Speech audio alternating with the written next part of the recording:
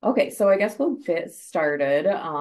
For anybody watching, my name is Morgan Hicks. I'm a graduate admissions advisor at SUNY Plattsburgh. I mainly work with prospective graduate students, helping them through the application process and informing them about all of our programs. And then we have Terrence Vance with us. Terrence, would you like to introduce yourself? Yeah, sure. Hi everybody. I'm Terrence Vance. I'm the program coordinator for the master's program, and I'm also a professor, and I teach some of the classes in the program as well.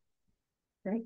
All right, so for the webinar today, first Terrence is going to go through some of the slides, kind of talking about the program and the curriculum. And after Terrence's portion, I will go through and talk about the admissions process and some of our funding opportunities. So we can get started. And let me see if I can click to my next slide. There we go. So if you want to start, Terrence. Oh yeah, yeah. So this slide has some information about what's unique in our program. Um, just some quick facts about our program. It's a 100% online master's program. And the way it's structured is you have the ability to complete the program in between a year to a year and a half. Some students take longer. Some students can finish it, right in that year time frame. It really depends on what's convenient for you and what works for your schedule. There are 10 courses that you need to take. So there's 9 required classes and then one elective where we have a choice of some elective classes that you can take.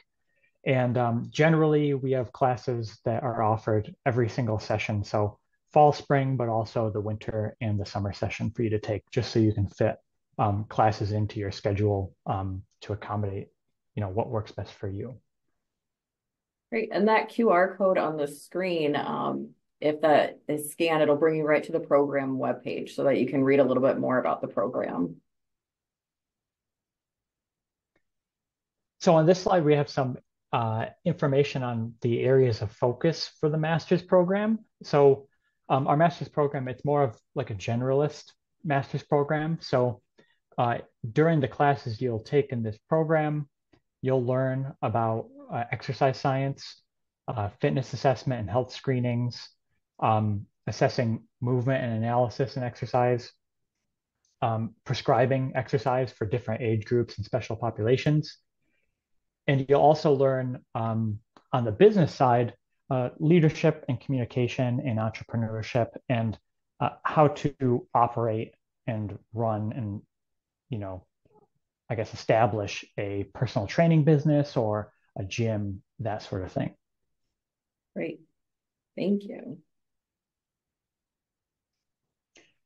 So a lot of our students are interested in the fitness industry.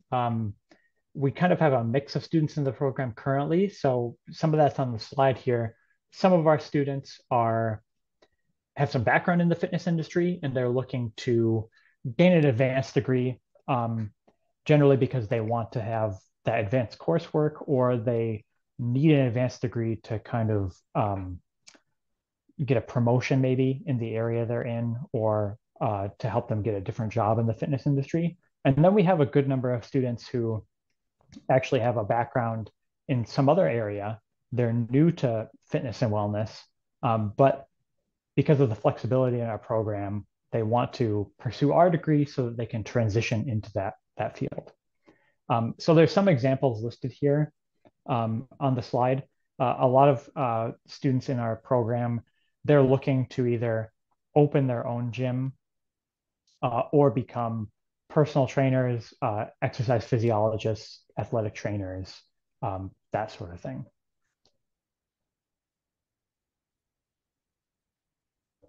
Now, some of the classes in our program um, have the intent of preparing you for different certifications that you can pursue.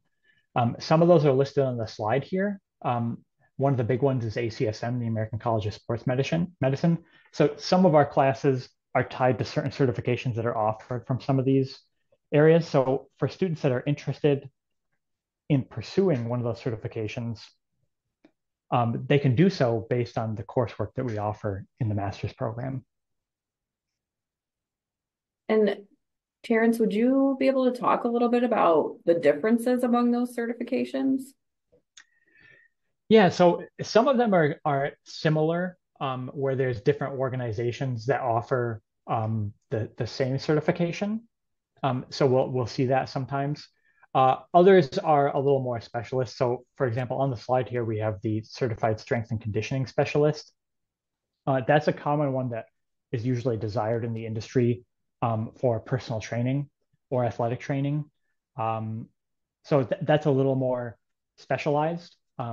One that's not on the slide, but is also some students have tried to have been aiming to get is the exercise physiologist certification. And so oftentimes for students that are interested in certain career paths or particular positions, um, there might be a requirement that you have some of these certifications or that you earn it. And by having those certifications, it gives you a little bit of a competitive edge for getting some of these positions. Great, thank you. Mhm. So on this slide is an outline of the curriculum for the program. So I think I mentioned previously there's 10 required classes. So you have to take 10 classes total. 9 of them are required. One of them is an elective in which you can choose among 3 elective classes. Um, so the 9 required classes are listed here in the top kind of section of text. So you can see that there's classes on leadership and professionalism, on physiology and kinesiology, on kind of developing alliances in the health and fitness community, on doing screenings and assessments, biomechanics and movement, uh, some management and entrepreneurship. And then we have some classes on nutrition, research methods, and self assessment. And then that one elective class or specialization class can be one of the following 3 classes. So there's advanced personal training, there's a class on older adult fitness, and then there's a course on athletic and sports performance. And you could take more than one elective, but the requirement is just to take those 10 classes, one of them being an elective. Great. I was actually going to ask you that question if they can take more than one of those electives. So that's great that they can take them all if they wanted to. Mhm. Yeah, sometimes we have, and we also have, there's another class that's not listed here. Um, it's not as commonly done. It's an optional class for a field internship experience. So once in a while, there'll be a student who, has an interest in doing a field experience Mhm. and they take that class, but that's not a required class. Okay, great. I think that's one of our slides that's coming up too. Oh, okay. Oh, there it is. Oh, yeah. Yeah. So here we have Fit 570. This is the field internship class. It's optional, as I mentioned, so it's not required. But we have had a few students in the past who have taken it. There are some examples on the slide here of some examples of internship students have done. And so it's a 3 credit class. And this can be good if you are trying to gain some experience, or maybe you already have a connection in place and you want to get some credit for that. Great. Do you happen to know, have any students gotten hired at the places that they've done their internships, or have they just moved on to other places to find a job or open their own facility? That's a good question. I don't know off the top of my head. I think most of the time it's kind of just that experience side, and then Mhm. they pursue a career somewhere else. Okay. But I'm sure there probably have been cases where students have gotten the job at where they've done the internship. Okay, great. So we did put some time right now for any questions. Terrence, I can't see the Q&A bar because I'm sharing my screen. Oh, Do you see, has anybody put any questions in there? not that I can see. Okay. All right. So if there's no questions right now, which if anybody does want to put a question and you can, and we can answer that towards the end, I'll move on to the admissions process and sharing some information about funding for graduate school as well. So to start the graduate admissions process, you would start the online application on our website. You can see we've got a little screenshot here. You would make an admissions portal and a little login. where you can do your application. And on your application, you would name your 3 recommenders who will submit letters of recommendation. And then you would submit your application as well as a $75 application fee. And then your next step is to submit your additional materials, which that's on the next slide, and I can go over those. For your additional materials, we would need a resume, a statement of purpose, your letters of recommendation, and all of your official transcripts. And for this program, they're looking for a GPA of at least 2.5. So once we have all of those items, your application would move on to faculty review. So in the admissions office, we will be looking at your application materials to make sure that you have everything. And then if it looks like everything's there, we forward it to the faculty for review. As stated earlier, we take students during all terms for this program, so you can apply for fall, winter, spring, and summer. The courses are online and they're asynchronous, which is great. That offers a lot of flexibility so that students can log in at any time that's convenient to them to complete their coursework. And this program is rolling admissions, meaning that there's not a specific deadline for your admissions application, but we strongly encourage everyone to submit their application 6 weeks before the semester starts. That will give you time to have your application reviewed, and if you're accepted, that will give you time to pay your deposit and get in touch with your academic advisor and register for courses. Here you can see the costs for the program. It obviously depends on if you're a New York State resident or an out-of-state resident, and also if you are choosing to live on campus. This program is online, but students are more than welcome to still live in Plattsburgh and live at SUNY Plattsburgh on campus. And I'm going to talk about a new fellowship program later in the slide that relates to living on campus. So that is something that you could consider. So the FAFSA, I'm sure everyone is familiar with completing a FAFSA, as most of you would have done this for your undergraduate studies. We recommend that everyone still complete a FAFSA at the graduate level. Graduate students do not receive TAP or Pell, but you are able to take out federal loans, and there are some work study positions that are available at the graduate level as well. So if you're thinking about doing any of those things, you would definitely want to complete your FAFSA. And I'm going to talk about a few of our institutional aid opportunities. Some of these, a majority of these, the deadline has already passed to apply, but I still want to go over them quickly for any students that might be thinking about applying, not for this next school year, but the following school year, because you might be interested in looking at these. So the first one is graduate assistantships. These are for full-time students. And you would be working 10 to 20 hours a week on campus.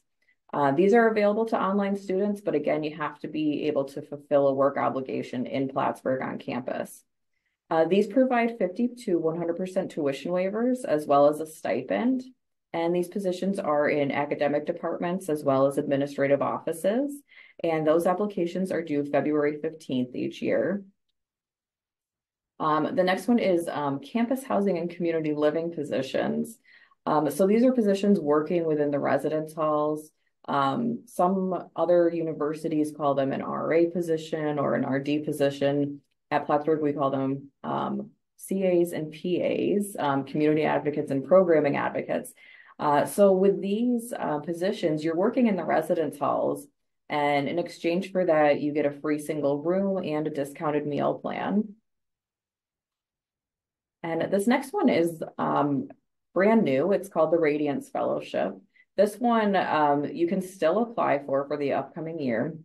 The Radiance Fellowship is an on-campus job of 10 to 20 hours a week. Again, it's available to online students, but you must be able to work on campus. These provide a single room at either a 100% discount or a 50% discount, as well as earning $15 an hour for the hours that you work. The applications are due March 15th, and they are available in the recreation department, the fitness center, and athletics communication. So again, this is brand new. I don't have a QR code for this slide, but it is on the website. If you search Radiance Fellowship, it will be the first search result on our Plattsburgh.edu website. So this is a really exciting new opportunity for students, and would be great for a fitness and wellness leadership student, as you could potentially be working within athletics and recreation.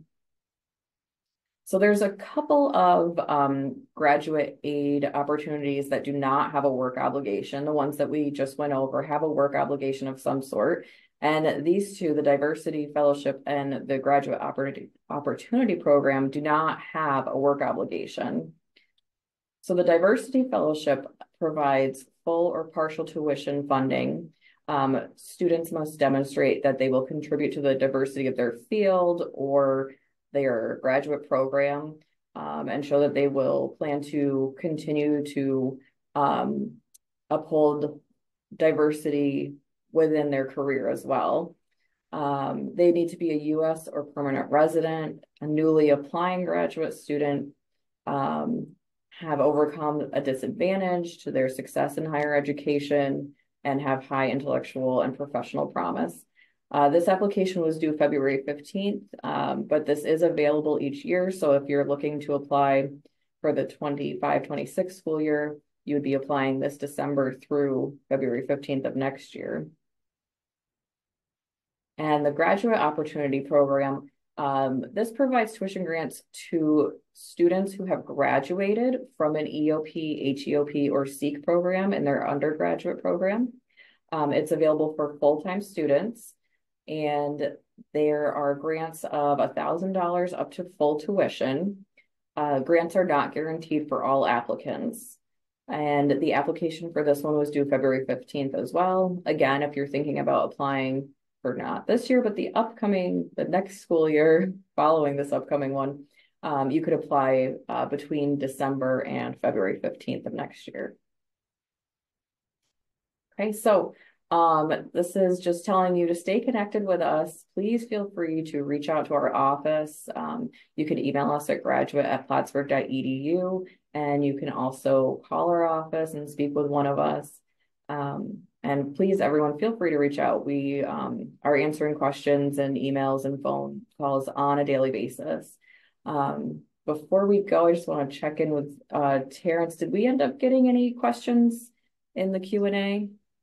Nope, I don't see any. Okay. All right. Well, thank you for everyone for joining us and viewing our webinar. We will be emailing this video out tomorrow to everybody who registered. So whether you were able to attend tonight or not, you'll still be able to view this hopefully tomorrow. So thank you everybody for joining.